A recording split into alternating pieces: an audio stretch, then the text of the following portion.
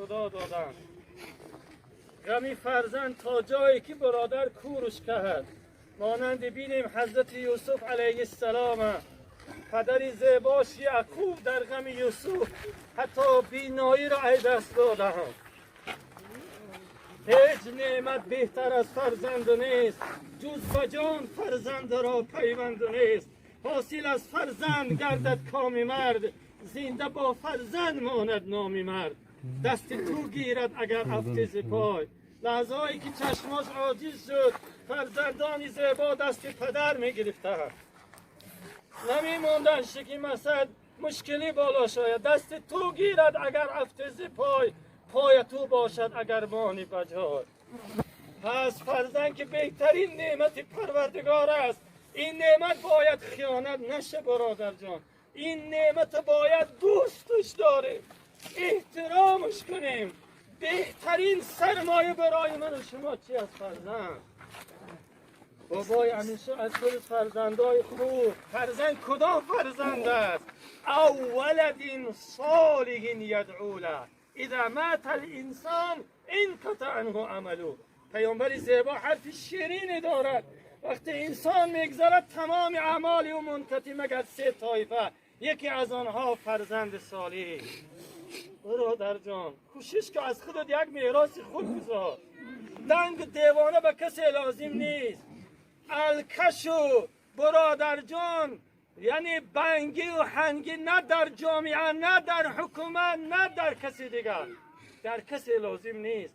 جامعه سالم فرزند سالم میخواهد.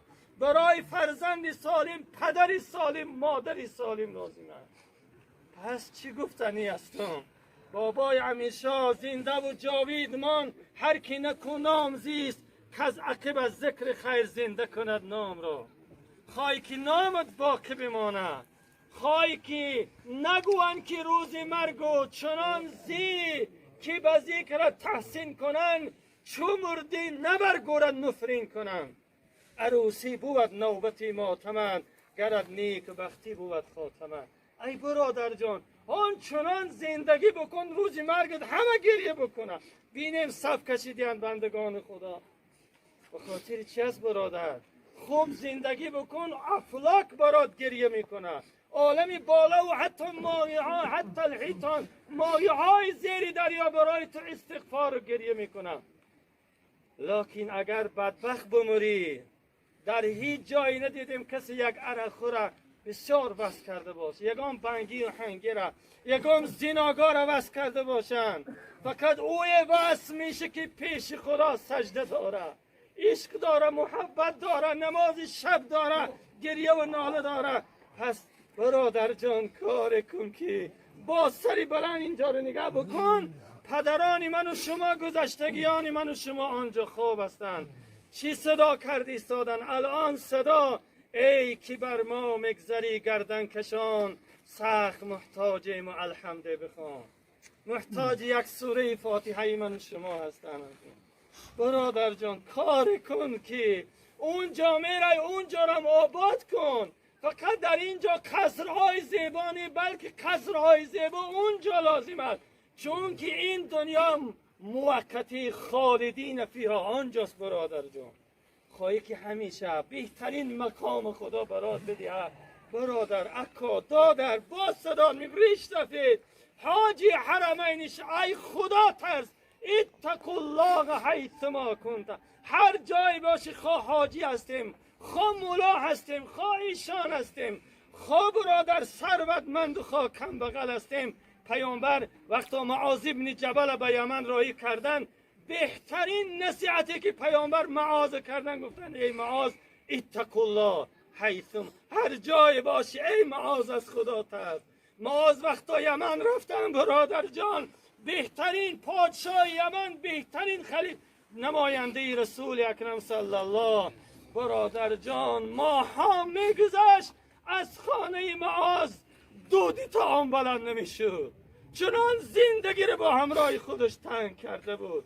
به خاطر چی او داشت؟ به خاطر که گفت شاید در دیاری من باشه نفر گرسنه و تشت این شب خواب کنم. پس برادر جان ای خدا ترس، خواه کم بغلی، خواه دارای، خواه ناداری، یک چی فقط ما را به خدا، همون ترس و عشق و محبت خدا هست. خدا هم در قرآن این اکرمکم عند الله اتقا، زیباترین شما نزد خدا کسی که ای خدا میترسه.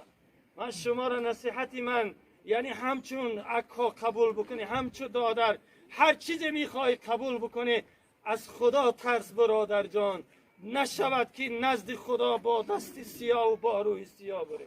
خلاصه پدر جان 86 سال زندگی کردند، امروز فرزندان زیبا میگیرند، جگرهاشان پاره است.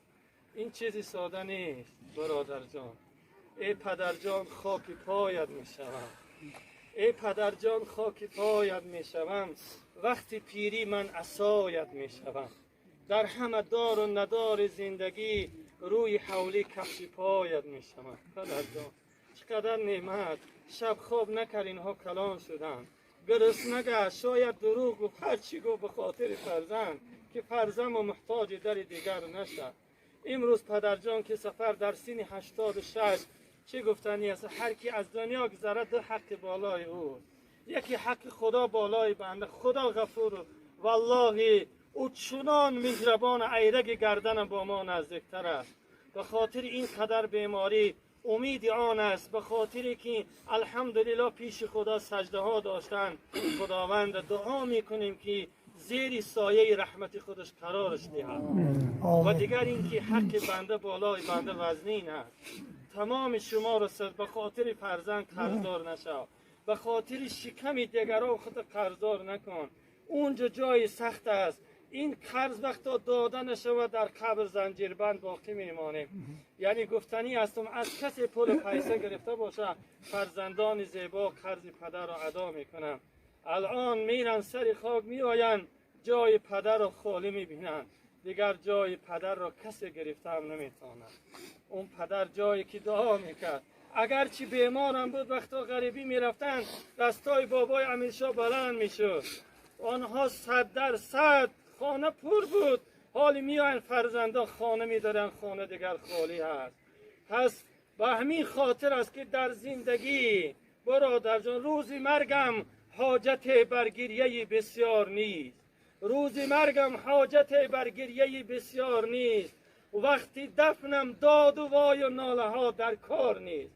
من نداشتم قیمت در زندگیم پیش تو، وای حیف مردنم یک خیری تو در کار نیست. بیایید در زندگی یک دیگرمان رو دوست داریم، احترام بکنیم، خبر گیریم، بوی کشیم یک دیگرمان و روزی مرگ رکلمه ها نکنیم که رکلمه به کسی لازم نیست.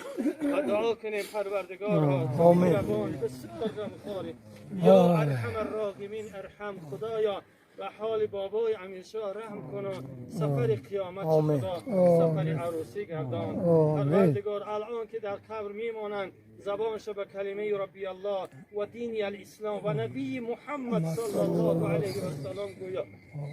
خدای قبرش باقی از باغ‌های جنت.